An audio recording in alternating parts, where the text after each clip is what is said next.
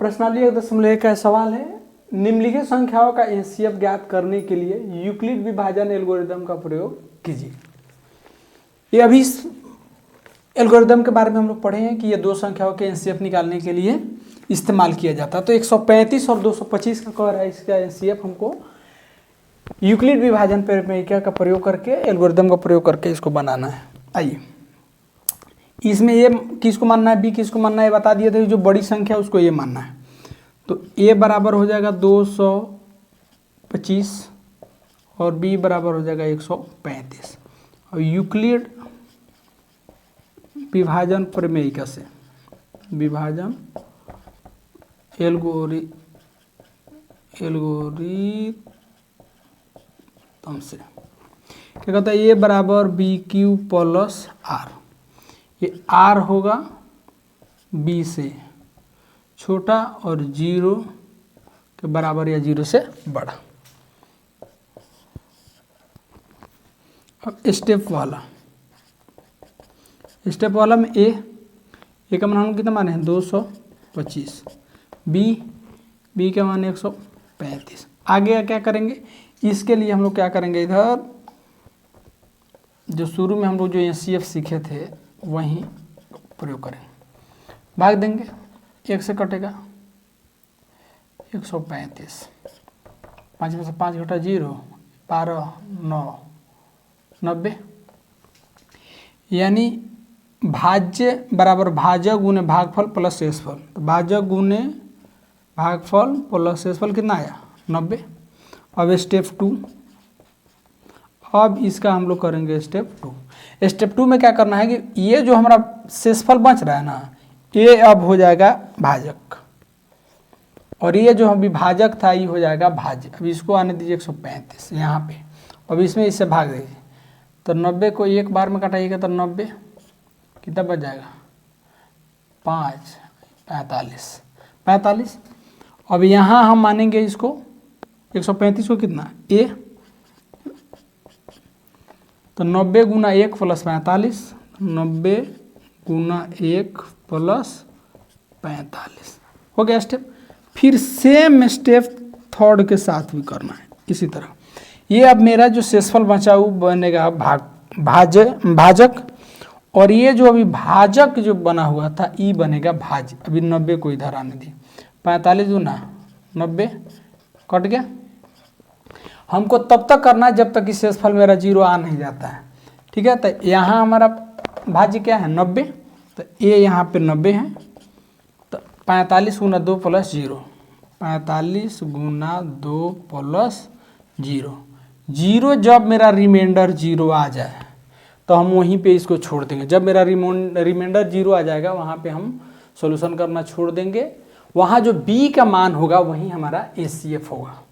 अब देखिए, आपको इससे पहले बताए थे कि ये होता है, ये b होता है, ये a होता है, ये q होता है और ये r होता है, ये ना होता है।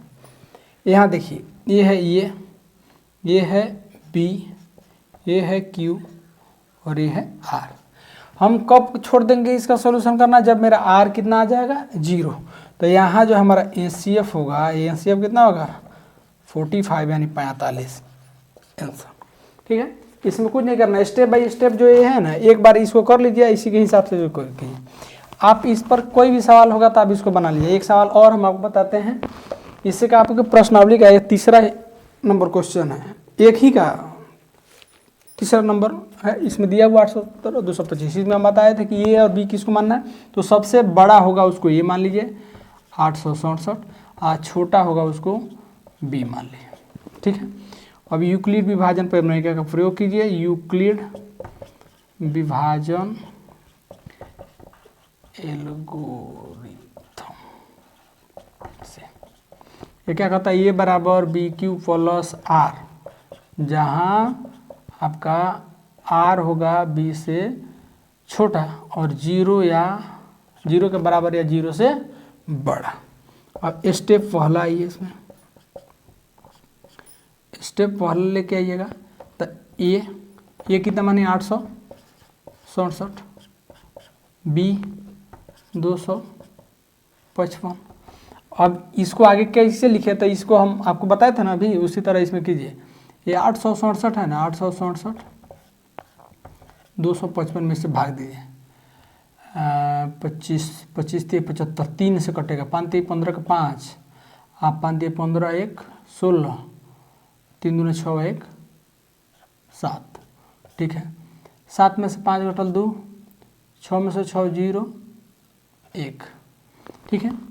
तो ये किया हुआ 255 गुना 3 प्लस 102, 255 गुना 3 प्लस 102। स्टेप 1 का काम हुआ। ठीक, अब स्टेप 2 इसी तरह करेंगे।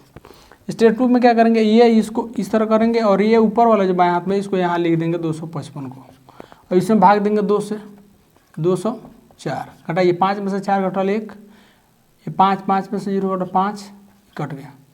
अब इसमें अब 102 बराबर लिखेंगे 255 बराबर 255, क्यों?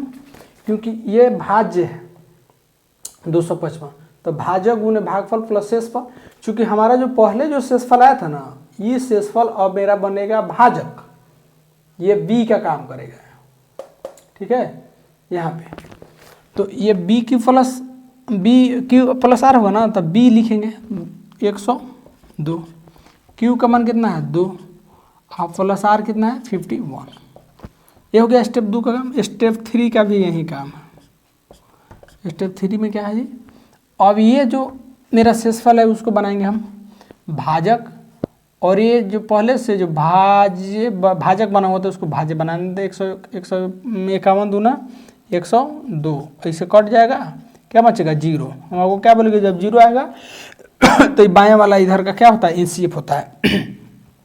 तो स्टेप 3 में हम क्या करेंगे, 102 लिखेंगे ए का वैल्यू, और 51 गुना 2 प्लस शेषफल क्या बच गया 0। अब आपको बताया था जो बी होगा यही एनसीएफ होगा, तो यहाँ पे एनसीएफ कितना हो जाएगा 51, यही हो गया आपका आंसर, ठीक है।